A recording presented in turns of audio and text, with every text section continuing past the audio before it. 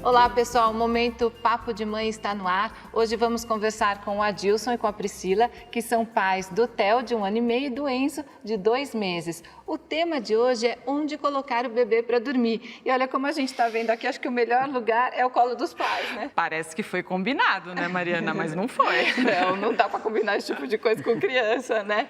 Olha, alguns pais são adeptos, por exemplo, da cama compartilhada. Mas qual será a opinião dos médicos? A gente vai ouvir no programa as dicas e orientações do pediatra Jorge Uberman. Doutor, muito obrigada pela presença aqui no Momento Papo de Mãe. Oportunidade. No colo dos pais pode, né, doutor? Tão Pode, gostoso. deve, né? E ainda mais com esse bate-papo, né? O sonzinho, ótimo para dormir, né?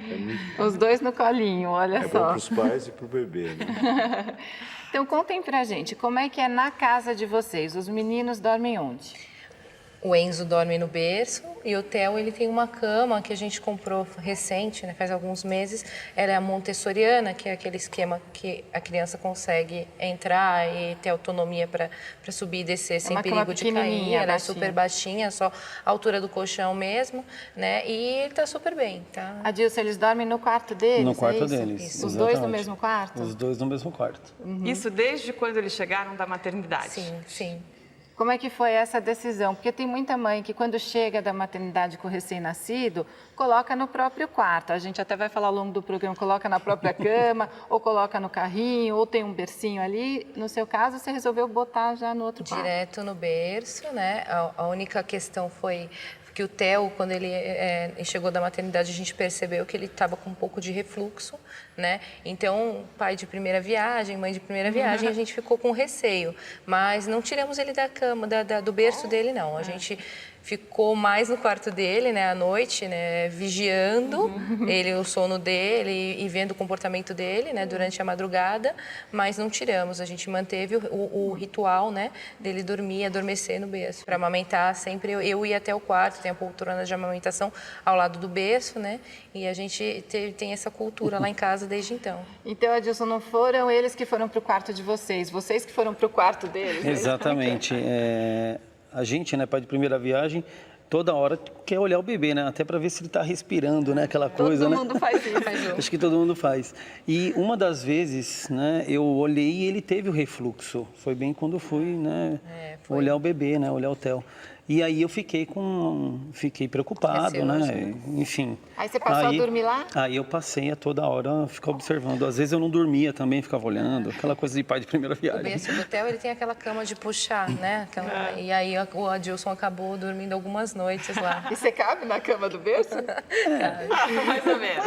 A gente dá um jeito, né? Doutor, qual é a orientação? O bebê chegou da maternidade. Gente, é difícil falar. Aqueles pais estão esperando faz uns 9 meses esse bebê. Ele nasce, ele vai para onde? Hoje em dia não tem mais quase berçário, é tudo alojamento conjunto. O bebê já fica no quarto da mãe às 24 horas daqueles 2, 3 dias da maternidade. Eu sou a favor que fique no quarto, pelo menos no quarto dos pais. Hoje existe o carrinho, existe o Moisés, existe um semiberço, não sei se você já viu, que ele encosta na cama dos pais. Né? Ele encaixa, ele encaixa, tem uma grade aqui, ele encaixa, é aquele berço seguro também, hoje em dia tem que deixar atento que os berços não podem mais ter as almofadas, aquelas coisas. É muito mais confortável para eles essa coisa, como o Dilson falou, pai de primeira viagem não existe. Eu tenho pais com 8 filhos. As angústias foram iguais nos 8 filhos. Então, eu sempre falo que primeira viagem não existe. Cada filho é uma angústia diferente. Cada filho é uma primeira viagem. É verdade, é isso mesmo.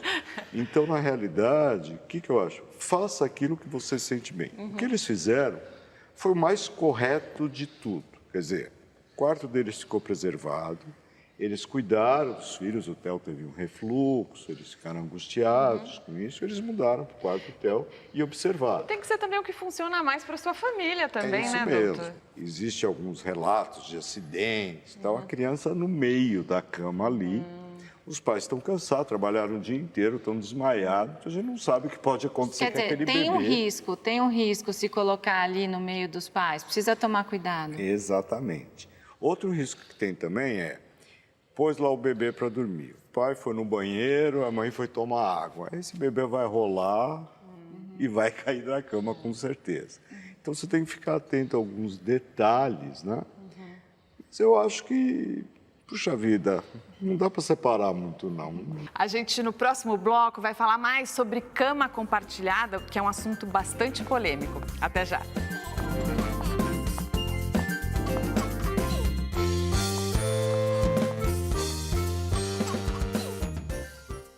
Estamos de volta hoje falando sobre onde o bebê deve dormir e cama compartilhada. É importante dizer que a cama compartilhada entre pais e bebês é um hábito condenado pela maior parte das academias de pediatria no mundo. Quer dizer, é um assunto muito polêmico mesmo, né, doutor? Existe esse risco mesmo da criança cair da cama ou dos pais irem em cima da criança durante a noite? Olha, às vezes eu fico pensando que quem escreveu isso não tem filhos, né? Porque parece uma coisa muito dura de falar para os pais, né? É um carinho que eles querem dar, eles estão esperando aquilo.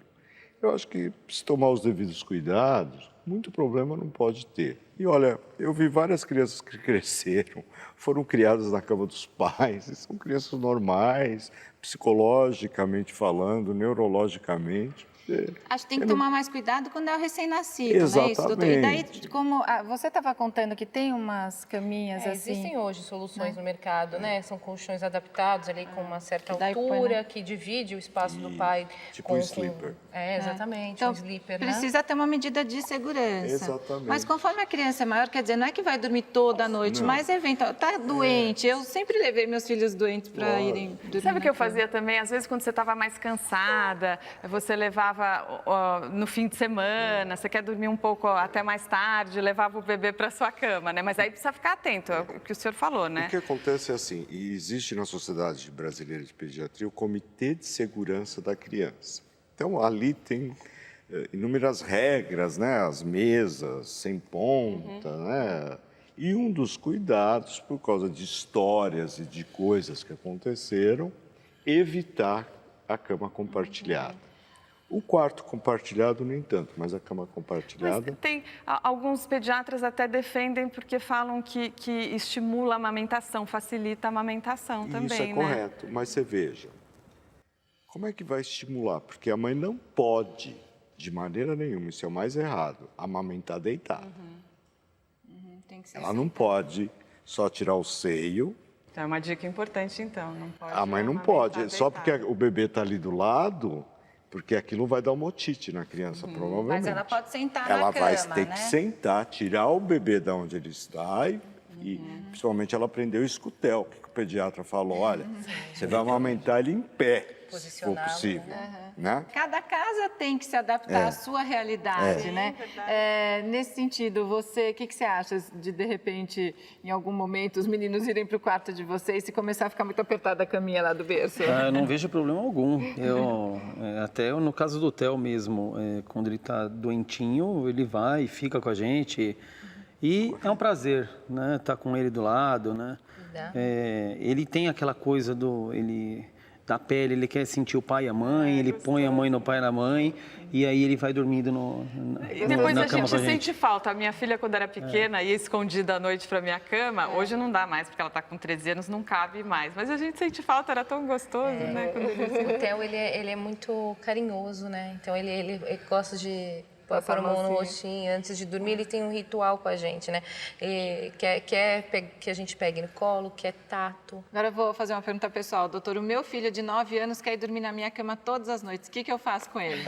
Se te dá prazer para você, para o teu marido, se vocês não ligam, se isso é gostoso, é prazeroso, se vocês brincam à noite, vocês conversam, se vocês têm um diálogo ali, se existe uma participação familiar, por que não? Você pode decidir, por exemplo, tá bom, você quer dormir com a gente? Vamos estabelecer um dia da semana. Você vai dormir sexta para sábado, você vai dormir com a gente. Mas nesse dia eu quero saber tudo que você fez da semana, quero ver tua lição de casa, vamos curtir. Mas sabe como a gente resolveu lá? Eu proibi ele de ir para minha cama, agora ele vai para a cama da irmã. Acorda os dois, é cama compartilhada de irmãos lá em casa. Tem participação de telespectador. Quem escreveu pra gente foi o Jeremias Rezende de Cruzeiro, São Paulo. Ele disse o seguinte, ó: Oi, Roberta. Meu filho Miguel tem 3 anos. Desconfiamos que ele fica doente, febre forte e vômitos se tiver vontade de comer algo e não damos. Geralmente pipoca, batata frita ou balas. Doutora, pergunta então para o doutor Jorge. Você sabe se é fato ou lenda? Por incrível que pareça, isso chama birra. A birra é um capítulo imenso da pediatria. Imenso, né? Como tratá-la? Primeiro que você deve ter se dobrado a birra dele. Então, muitas vezes que ele chorou, que ele vomitou, que teve a febre, você deu a batata frita, deu a bala, e isso acalmou ele. O que ele aprendeu? Que fazendo aquilo, ele consegue. Eu tive um paciente que foi impressionante, e era filho de uma pediatra. E tinha febre, da febre mesmo, doutor? Da convulsão. Olha só. Esse menino tinha convulsão, ele convulsionava, mas convulsionava. Tive que fazer exames para provar. A mãe dele era médica, é médica. Nós tivemos que fazer exame para provar que aquilo era birra. Porque ele tem um problema cerebral, realmente. E aí fazer o quê, doutor? O que faz? A primeira coisa é você não ter plateia. A criança se atirou, jogou, fez aquele escândalo, sai de perto. Quando você sair de perto, ela vai levantar. Bom, cadê o pessoal? Tá aí. Aquilo vai passando com o tempo. Isso vai acabando. E não ceder, né, doutor? Se ele faz a birra e daí vai lá e dá batata frita... Aí... Então, às vezes, o que acontece? Na casa também, às vezes o pai come bala, a mãe come batata frita, por que eu não posso? Também tem que ver isso, qual é o exemplo que aqueles pais estão dando. E respeitar as regras da casa, né? Exatamente. Sim. Então tem que tomar um pouco de cuidado com isso, né? Eu não sei por que o Jeremias, eu não sei por que você não quer dar para o seu filho essas coisas, porque de vez em quando também não faz mal. Então você pode criar um hábito, sábado nós vamos comer uma batata, no outro sábado vamos comer uma bala. Pô, a gente não pede a nossa pizza com um refrigerante junto? Então fica a sugestão aí para o Jeremias, né? A gente adoraria continuar conversando, infelizmente terminou o tempo do programa, mas o doutor sempre pode voltar aqui ao Momento Papo de Mãe, né, doutor? Jeremias, a gente espera poder ter te ajudado aí, todos podem participar, mandem suas dúvidas aqui para o Momento Papo de Mãe, pode ser pelo Facebook, Twitter ou pelo e-mail. Muito obrigada, doutor, muito obrigada, Priscila, Adilson. E aos meninos. E os meninos que continuam dormindo. Dormiram o programa todo. O Momento Papo de Mãe fica por aqui. Até a próxima. Até a próxima aqui na Cultura.